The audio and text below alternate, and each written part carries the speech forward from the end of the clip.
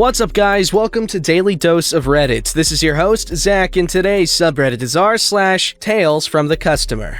Alright, this story's called, "We won't price adjust, but you can return and repurchase the item for the sale price." A couple of months ago, I was caught in a bizarre loophole with the popular blue and yellow electronics superstore. I by no means blame anyone involved, despite the annoyance of going through greater lengths than necessary to achieve the same end result. I bought my boyfriend a Chromebook to replace his old laptop with a damaged screen, and wouldn't you know it, 5 days later it went on sale. However, it was on sale due to, I think, President's Day or some similar excuse for a store-wide sale. The Chromebook I bought him was now on sale for $120 less than what I paid for it, which was about 50% off, which is absolutely nothing to sneeze at. However, I'm not one to just go out to a store and expect something to happen. Before I decided to head to the store with the receipt for a price adjustment, I contacted them via live chat to ensure that they still price adjust previous purchases within a certain time frame. I don't remember verbatim, but this was about the gist of the conversation. "Hi, thank you for contacting Blue and Yellow Electronics customer service. How may I help you?" "Hi, 5 days ago I purchased a Chromebook which is now on sale. I was just wondering if you still do price adjustments within a certain time frame." Yes, we still honor price adjustments within 14 days of purchase. However, because of the President's Day sale, the item in question is not eligible to be price adjusted." "Well, that's somewhat understandable, I guess, but I bought this Chromebook literally 5 days ago, so it's still within the return period. Couldn't I just return it and rebuy it for the sale price? It kinda just seems like unnecessary extra steps to get to the same destination." Like I said, unfortunately we cannot price adjust the item at this time. I understand that, but what I asked is whether or not I'd be able to return the item and rebuy it at the cheaper price, or has your return policy changed due to the sale? I'm sorry, but we cannot make any changes to the price at this time. Is there anything else I can help you with? I mean, it felt like I was talking to a brick wall. At that point, I just decided to disconnect the chat and head over to the store. Surely they couldn't deny my desire to return something, since it was within the return period, regardless of whether or not the item was used. So I get to the store, and after waiting in line at the service desk for about 15 minutes, it was my turn. I asked the employee for a price adjustment, and while he tried, the system simply wouldn't allow him to do it due to the sale. So he called a manager over for an override. The manager comes over, and the employee explains the situation. The manager looked at me and said, "Sorry, we can't do a price adjustment, but you can return this one and go and get another one for the sale price." I cocked my head to the side and said, "So you won't override the system to do a price adjustment, but I can return this, go walk all the way to the back of the store to pick up the same exact item, and then buy said item for the sale price. Doesn't that seem excessively unnecessary just to get the same result?" "Oh, that's a woman? Okay, well, she's got a deep voice." The manager shrugged her shoulders and walked away. I resigned and allowed the employee to process the return of the Chromebook. Before he handed me my receipt, though, the employee laughed a little to himself while looking at the screen. "Sir, unfortunately, it looks like this particular Chromebook is out of stock. If you'd like, I could sell you this one." He pointed to the one I just returned. "That would be awfully kind of you, and I'd appreciate it immensely." The employee rang up the Chromebook for the sale price of $120, charged my store credit card, and handed me both receipts for the return and the purchase. At least someone else realized how absolutely asinine the situation was. Needless to say, I was happy to have saved $120, and my boyfriend got a Chromebook for his online college. What did I learn from this experience? Check for upcoming sales before making any purchase, especially at the Blue and Yellow Electronics store. Oh, please note, yes, I know I may have been a little difficult by questioning it versus simply accepting the fact that I just have to return the one I bought and buy a new one. I was fighting on the principle of the fact that it was cause unnecessarily extra steps or hurdles just to get the same thing. Well, that's how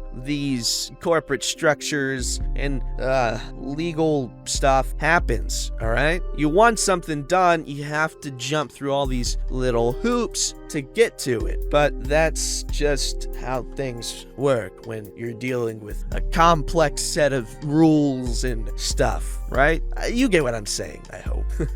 Alright, this story's called Two Vets, a Different Story. Hello! I was reminded of this story by another post on this sub. Was too long to include as a comment, so I'm making my own Tale of Two Vets story. This reminded me of something that happened when my boyfriend and I took his cat to the vet. He had an outdoor cat. I know that's bad, but she really wasn't his. She just kind of adopted them. I think she was abandoned as a kitty. They fed her and did manage to get her the necessary shots for a kitten, and she was quite comfortable with the family, but still a feral cat. Plus, they couldn't keep her inside anyway due to allergies. He did always bring her into the garage when the weather was extremely cold. Tangent over. Anyway, one day, Cat, that's actually what we called her, she didn't have any other name, comes to eat. It's cold outside, so my boyfriend brings her in. He comes to me with a totally confused look on his face. I need you to look at something. Okay, what is it? There's a hole in my cat. Cue what the fuck face. I go out there and sure enough, there is a chunk of cat missing on her side, all the way down to the muscle. Oddly enough, Cat was not even phased. She was moving around completely normally, jumping and eating and everything. It was right before Christmas and we were supposed to be traveling the next day, but it was clear that the wound was severe and we couldn't treat it properly at home. We called the 24-hour emergency vet who said it would definitely need antibiotics, but if she was acting fine, we could wait to take her to the regular vet. So we called the vet that his family used. They are super sweet on the phone and managed to work us in the same day. The place was kind of run down, very small, but everyone was so nice. The vet who saw Cat was all scratched up, occupational hazard, and wearing scrubs with no makeup, okay? Cat was screaming like she was being murdered in the carrier, but was an angel for the doctor, who examined her with the utmost care. The doctor was aware that she was an outdoor cat and didn't give us any crap for it. She informed us that Cat would need to have the wound surgically closed, and they were unable to do that at their very small clinic, but they would call the surgery center nearby right away so we could take her straight there. Awesome. So we go to the surgery center. It's super posh. Looks more like a doctor's office or a spa for humans, not animals. Not a soul was there except the receptionist. Cat is screaming. We tell the receptionist that the other vet called. She basically rolled her eyes at us. The judgment was tangible, especially when we told her name was Cat. We get into the exam room and the vet is dressed to the nines under the lab coat. Heels, makeup, the whole deal. She is very short with us, clearly because outdoor cats are frowned upon. With good reason, but again, the situation was a little different. She tells us Cat will need to stay for surgery under sedation and that she will need antibiotics and ointment for about 2 weeks. She will also need to stay inside. Of course, we said no problem. Boyfriend and I were supposed to be on the road to visit my mom out of state that day, so we had arranged for his brother to come pick up Cat after surgery. So we asked the vet about how long the surgery would take. I don't know. She has to be sedated. Okay, but we're going out of town today, so she cuts us off. You know someone is gonna have to take care of her. She will need medicine every day. And so on, just laying into us. We said something along the lines of, but slightly more polite than, oh, really? We were just gonna chuck her back outside and leave her there, drugged up with a freshly sutured wound. We told her someone else would be picking her up, and that was that. She just left. Cat got her surgery, brother picked her up and cared for her while we were gone. I wasn't there for her 2-week follow-up, but apparently the receptionist and the vet were total benches. Worse than the first time. Thank you to user,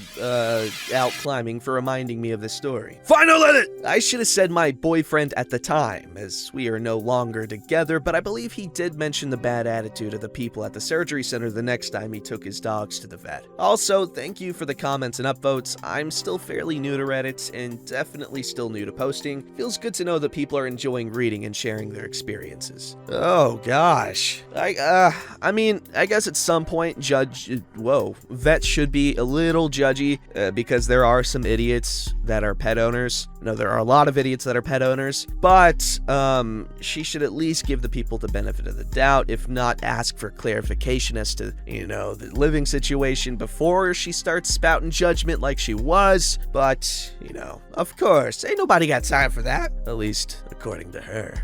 Alright, this story's called How the Richest Man in the World Sent Me a New Steering Wheel. Alright, so I guess this sub fits the story, but let me know if I'm mistaken. This story takes place a couple years back, around the first week of December. My birthday is the last week of November, so I usually take advantage of the Black Friday deals to get something nice for myself. I've always liked sim racing games, realistic racing games for those who don't know, and I had busted my crappy steering wheel during the summer. So I decided to get a decent one off a big retailer named after a rainforest, after they had the cheapest price on the one I wanted. 200 euros instead of the more typical 400 euros that it usually sold for during the year. So I bought it, it was on its way, life was good. The day it was supposed to arrive, I got an email. There had been an issue with delivery, so they would reschedule. I called customer support, they marked it as a priority delivery, and that same evening,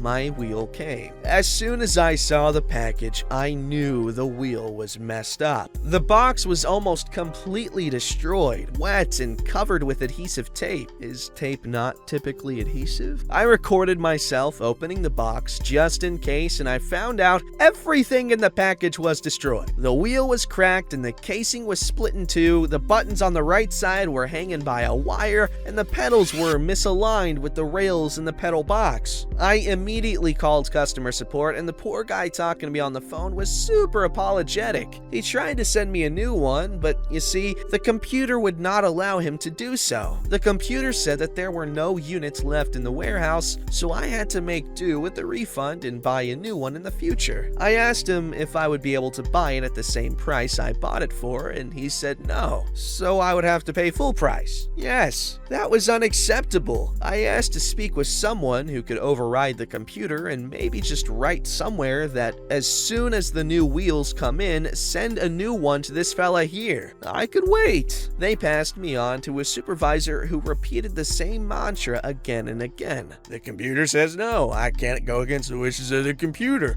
There's nothing we can do. Alright, then let's keep escalating. There must be someone here with executive decision-making power, right? I asked to speak with the supervisor, and they told me that I could not be passed on to her, but they would ask the manager to call me as soon as possible. About 1 hour later, I get a phone call. I ask for someone who can either A, send me a new wheel whenever possible, or B, send me a coupon so I can buy the wheel at the same price in the future. The manager says that she can't do either of those things and that my options here are limited to taking the cash or keeping the wheel. I ask for her manager, and she says the worst possible thing to say at that time. There is no one above me you can talk to. I'm sorry. If you want to reconsider your options, you can call me again at this number and we'll get your return started. No one above her? She works at the world's largest retailer. The only one with no one on top is the CEO, and she sure as hell isn't him. So what can I do? I send an email to the man himself. You see, I read an article years ago about him, and apparently he has an email address of the name@company.com variety, which he likes to read in order to gain a more customer point of view on issues vibe. Sometimes when someone escalates a complaint to his email account, he may take an interest on the issue, and crap gets done. So I shoot an email explaining the situation and asking him for help overriding this computer who has apparently taken over the company. 24 hours later, I receive a reply from a VP level executive from my national branch of the Rainforest Company with the confirmation that a new steering wheel was on my way, and kindly requesting that I send the old one back for analysis. They were even sending a messenger to make things easier. To this day, I am convinced that a senior vice president at the largest online retailer in the world had to run out to a mall and buy a steering wheel to send my way because I decided to email his boss's boss's boss. Damn, bro, you're like max level Karen right here. Check yourself. I'm just kidding. That's badass. Alright, this story's called Rental Car Company. We texted you that we didn't have any cars! I rented a car through a third-party app that searches through lots of companies and gives you a good deal. They don't tell you what company you get until you pay, but they are all at the airport, so I figured it didn't matter. When I found out the name, it was not a national company, but again, I figured all the same at the airport. Arrived on plane, got to rental company, and they said they didn't have any cars. Said they had been texting me repeatedly to let me know. I asked what number they had been texting, and it was a 6-digit number. They missed one number, which was on their paperwork. Who texts a 6-digit number, and don't you think you would call? At least she was willing to speak to the third-party customer service with my cell phone after I called them, so I could get a refund. Did I also mention she wasn't wearing a mask the entire time, despite a statewide order in place? I was able to walk to a neighboring national rental place, and get a car for about the same price, but couldn't believe the customer service. Moral of the story, neglect small businesses and shoot for the national chains. That's what the lesson is here, right? Big business shill! Where's Theodore Roosevelt when you need him? That goddamn beautiful trust buster. Don't forget to like, subscribe, and hit that bell to never miss an episode.